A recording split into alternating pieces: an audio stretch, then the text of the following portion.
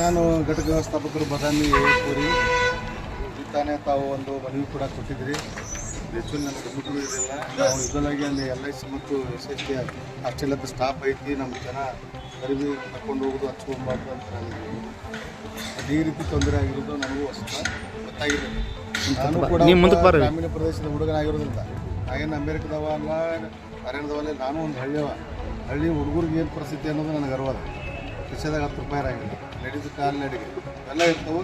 ನಾನು ಇದು ನನ್ನ ವ್ಯಾಪ್ತಿಯೊಳಗೆ ಬರ್ತಕ್ಕಂಥ ಈ ಸಮಸ್ಯೆ ನಾನು ಅತಿ ಶೀಘ್ರವಾಗಿ ನಾಳೆಯಿಂದನೇ ನಮ್ಮ ಕಂಟ್ರೋಲರನ್ನು ಹಾಕಿ ಅಲ್ಲಿ ಬಸ್ಗಳು ತಿರುಗಿಸುವಂಥ ಕೆಲಸ ನಾನು ಪ್ರಮಾಣಿಕ ಪ್ರಯತ್ನ ಮಾಡ್ತೀನಿ. ಮುಂಬರುವ ದಿನಗಳಲ್ಲಿ ಇದು ಯಾವುದೇ ಥರದ ಈ ಥರ ಅಚಾತುರವಾದ ಘಟನೆ ಆಗಲಾರ್ದಂಗೆ ನಾನು ನೋಡ್ಕೊಂಡು ಜವಾಬ್ದಾರಿ ನಾನದ, ನಮ್ಮ ಇನ್ಸ್ಪೆಕ್ಟರ್ ಇದ್ದಾರೆ, ನಮ್ಮ ಕಂಟ್ರೋಲ್ ಇರ್ತಾರೆ. ದಯವಿಟ್ಟು ನೀವು ಬಂದಾಗ ತರಲಿಲ್ಲ ಅಂದರೆ ಯಾರೋ ಸ್ಕೂಲು ತಪ್ಪಿಸ್ಬಾರ್ದು, ಕ್ಲಾಸ್ಗಳು ತಪ್ಪಿಸ್ಬಾರ್ದು.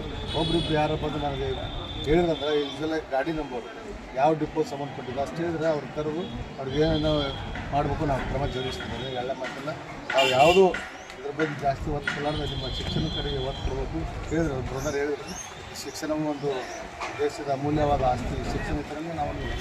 ಸೊ ಇದನ್ನು ನಾವು ಯಾವ ಮಕ್ಕಳಿಗೂ ತೊಂದರೆ ಆಗಬಾರ್ದು, ಯಾವ ವಿದ್ಯಾರ್ಥಿಗೂ ತೊಂದರೆ ಆಗಬಾರ್ದು. ಸೊ ಆ ನಿಟ್ಟಿನಲ್ಲಿ ನಮ್ಮ ಸಂಸ್ಥೆ ಯಾವತ್ತೂ ನಮ್ಮ ಜೊತೆ ಕೈ ಜೋಡಿಸ್ತು ಅಂತೇಳಿ ನಾನು ಈ ಸಂದರ್ಭದಲ್ಲಿ ಒಂದು ಹೇಳಿಕೆಯನ್ನು ಕೊಡೋಕ್ಕೆ ಧನ್ಯವಾದ.